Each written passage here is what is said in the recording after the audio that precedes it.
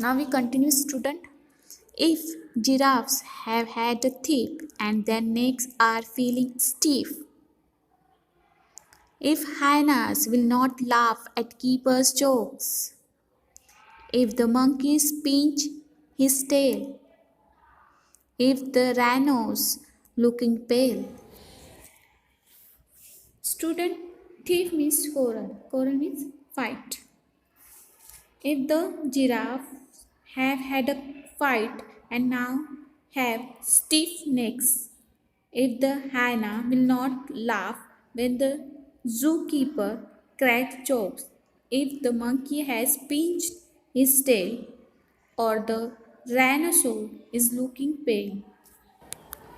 Student sometime what happen, जो animal होते हैं वो अपने नॉर्मल बिहेवियर से कुछ डिफरेंट बिहेव करते हैं, तब हम समझ जाते हैं कि something is wrong with them. For example, अगर जिराफ फाइट करे विद ईच अदर, जैसे कि आपको पता है ये बहुत पीसफुल एनिमल होते हैं, तो ये फाइट क्यों करें, जबकि हायना लाफ नहीं कर रहा है जू कीपर के जोक्स पे, और क्यों मंकी पिंच कर रहा है अपनी ही टेल को, और rhinoceros is looking pale means वो क्यों ऐसा बीमार लग रहा है। दैट टाइम हम किसको बुलाएंगे, वेट को, for checking our animals and doing that treatment. Now student, we continue. If the elephant eats paper bags and chalks, if the camel hurts his hum, if the kangaroo won't jump, if the crocodile turns cannibal and bites, they run away and get that omniscient the vet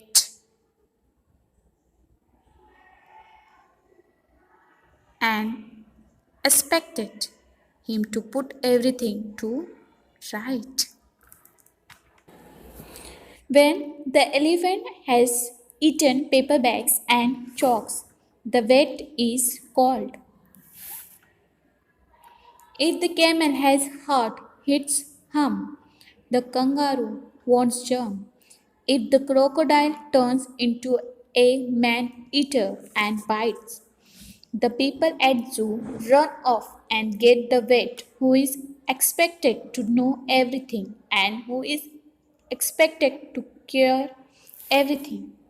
As a good vet, उसको पता होता है कि क्यों एक elephant paper bags खा रहा है। चॉक्स मीन्स होता है difficult in breathing because something is blocking the throat. Elephant के थ्रोट में समथिंग क्या हुआ है, चला गया है, जिसकी वजह से उसका थ्रोट ब्लॉक हो गया। तो वो किसको पता होता है, एक वेट को। क्यों एक कैमल हर्ट कर रहा है अपनी हम को, क्यों क्रोकोडाइल कैनिबल को बाइट्स करा। Cannibal means one who Yeats human flesh.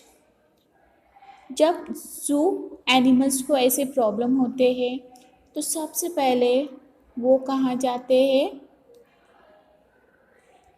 Doctor के पास।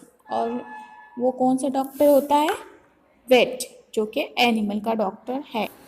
ओमिसिएंट means one who knows all and everything. और ये सब किसको पता होता है, पेट को। और वो सब क्या एक्सपेक्ट करते हैं कि वो सारे एनिमल्स की प्रॉब्लम को सॉल्व कर दे और उनको क्या कर दे, अच्छा कर दे। Now see last one. Profoundly I pity the vet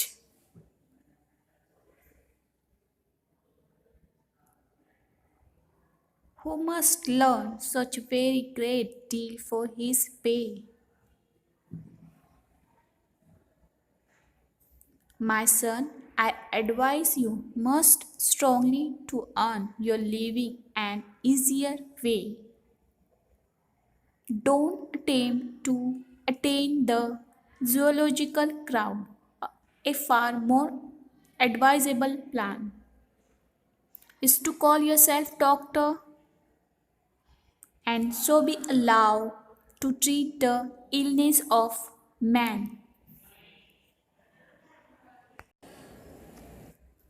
At the last, the poet greatly pities the vet who has to learn such a great deal for the pay he gets.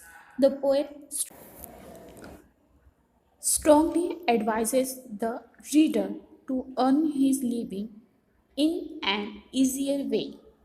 His advice is not to attempt to attain the animals. A far better plan, says he, would be to call oneself a doctor and attend to the illnesses of human beings. So student, जो poet की advice है वो क्या है readers के लिए? आप एक वेट डॉक्टर बनो, but not for earning money, सिर्फ पैसे कमाने के लिए नहीं, बल्कि आप एक अच्छा डॉक्टर बनो to treat the illness of human being. क्योंकि पैसे कमाने के लिए फॉर अर्निंग मनी बहुत सारे वेज हैं जिससे आप इजी वे में पैसे कमा सकते हो, बट एज ए डॉक्टर ये जो जॉब है ये बहुत रिस्पेक्टफुल है। आपको अपने पेशेंट का ट्रीटमेंट करना है, not for the money but for the human beings. Student, the conclusion of the poem means moral इस पोएम का बहुत ही अच्छा है कि ऐसे बहुत सारे वे होते हैं जिससे हम पैसे कमाते हैं।